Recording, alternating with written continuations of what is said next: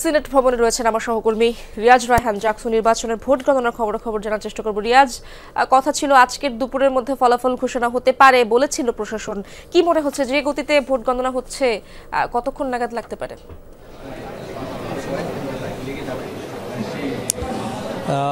যদি বলি যে দুপুরের মধ্যে বলেছিলেন, কিন্তু দুপুর এখন হয়ে গেছে, অর্থাৎ 12টা বেজে গেছে। যেহেতু তার মানে হচ্ছে আমরা যদি হিসাব করি তাহলে 14 ঘন্টারও বেশি সময় ভোট গণনা চলছে। গতকাল রাত থেকে 10টা থেকে শুরু হয়েছে, এখন পর্যন্ত যদি আমরা হিসাব করি 14 ঘন্টা পেরিয়ে গেছে। এখনও পর্যন্ত 18টি হল, অর্থাৎ 21টি হলের মধ্যে 18টি হলের ভোট গণনা চলছে। 17টি শেষ হওয়ার পর 18টি চলছে। আইএফআইসি আমার অ্যাকাউন্ট, সুবিধা যেমনই চাই, অ্যাকাউন্ট একটাই। তারপরে আরও 3টি হল বাকি আছে, তার মানে এখনও 4টির মতো হল বাকি আছে। সেটি শেষ করতে অন্তত আমরা যদি ধরে নিই এখনও 2 ঘন্টার বেশি সময় লাগতে পারে।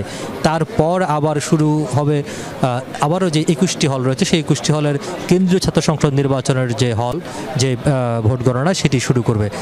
প্রায় 25টি পদের বিপরীতে 177 জন প্রার্থী যেখানে প্রতিদ্বন্দ্বিতা করছেন। তো সব মিলিয়ে যদি 21টি হল সংসদ শেষ করতে বা 15টি পদের বিপরীতে শেষ করতে তাদের 14, 15 বা 16, 17 ঘন্টার মতো সময় লাগে, তাহলে প্রায় কাছাকাছি সময়, মানে ধরে নেওয়া যায় কাছাকাছি সময় হয়তো লাগবে কেন্দ্রীয় সংসদ নির্বাচন যে ভোট গণনা সেটি শেষ করতে। তার মানে ধরে নেওয়া যায় যে রাত 8টা 9টা নাগাদ লাগতে পারে। এবং সেটি আসলে নির্ভর করছে এখানে কর্মকর্তা যারা আছেন তারা কতটুকু দ্রুত শেষ করতে পারেন তার উপরে।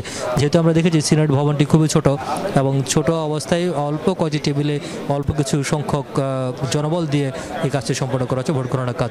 যদি 21টি হল অন্তত 21টি টেবিল অথবা অন্তত 10টি টেবিলের মাধ্যমে অন্তত 10 জন করে মানুষ বা 100 জন অথবা 50 জন মানুষ যদি একসাথেও ভোট গণনার কাজে হাত দিতেন বা ভোট গণনা শুরু করতেন, তাহলে হয়তো এত সময় লাগার কথা ছিল না।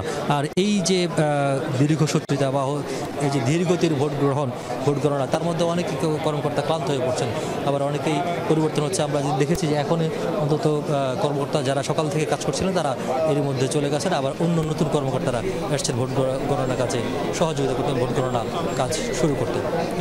ধন্যবাদ আপনাকে।